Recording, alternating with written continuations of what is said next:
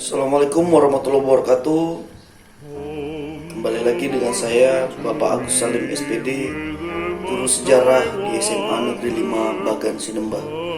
Ya, pada video kali ini kita akan membahas materi sejarah peminatan untuk kelas 11, yaitu dampak kolonialisme dan imperialisme dalam bidang pendidikan.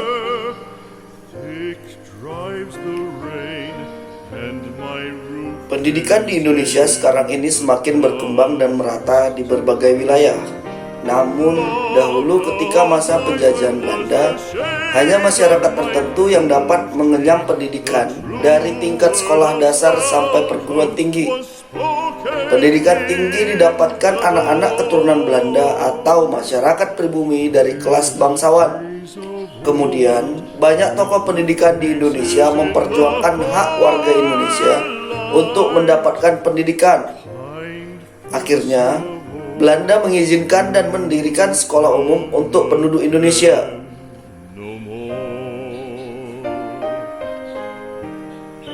Tingkat pendidikan era kolonial Belanda seperti sekarang ini yaitu tingkat sekolah dasar, sekolah menengah pertama, dan sekolah menengah atas. Ada juga beberapa perguruan tinggi. Berikut beberapa sekolah di era kolonial Belanda yang ada di Indonesia. 1. Euro Speech Leisure School atau ELS.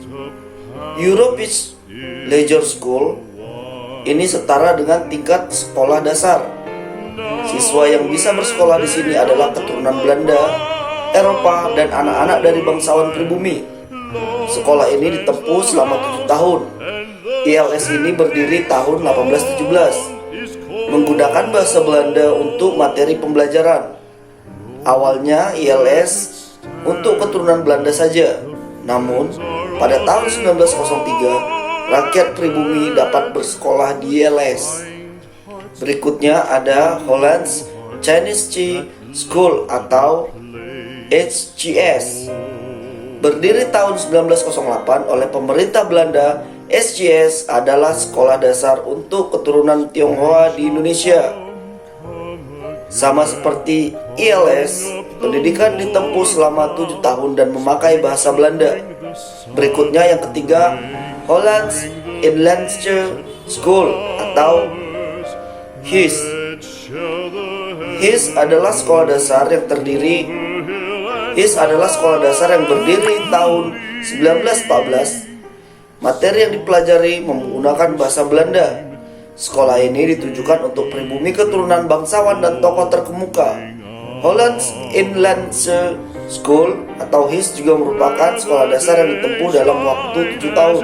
Berikutnya 4. Mir ut Gebreid Leger Onderwijs atau MULO.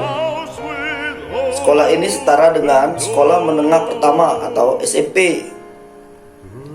Pendidikan ditempuh selama 3 tahun. Anak-anak lulusan ELS yang bersekolah di sini bisa menempuh pendidikan selama 3 tahun. Sementara sekolah lain belajar selama 4 tahun. Berikutnya yang kelima, Algemene Middelbare School atau EMS. EMS seperti sekolah menengah atas atau SMA. Di Algemene Middelbare School, siswanya belajar selama 3 tahun. Berikutnya yang keenam, Hoger Burger School atau HBS.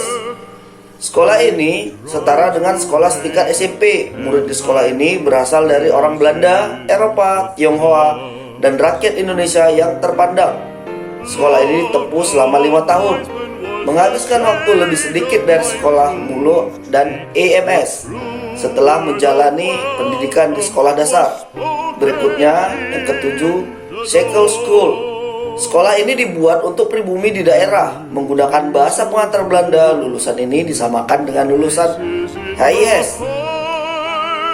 Sebelum sekolah di sini, pribumi harus menempuh sekolah rakyat tingkat desa selama 2-3 tahun. Kemudian di Shekel School, masyarakat melanjutkan sekolah selama 5 tahun. Berikutnya ada School tot Opleiding van Inlandse Artsen. atau Stovia. Stovia merupakan sekolah pendidikan dokter yang diperuntukkan rakyat Indonesia. Dr. Wahidin Sudirohusodo pernah bersekolah di Stovia. Semua calon dokter yang bersekolah di Stovia harus tinggal di asrama dan memakai pakaian adat masing-masing daerah. Ya, demikianlah penjelasan singkat mengenai pendidikan masa kolonial dan imperial yang ada di Indonesia. Semoga bermanfaat. Saya ucapkan terima kasih. Wabillahi taufiq wal hidayah. Assalamualaikum warahmatullahi wabarakatuh. Salam jas merah.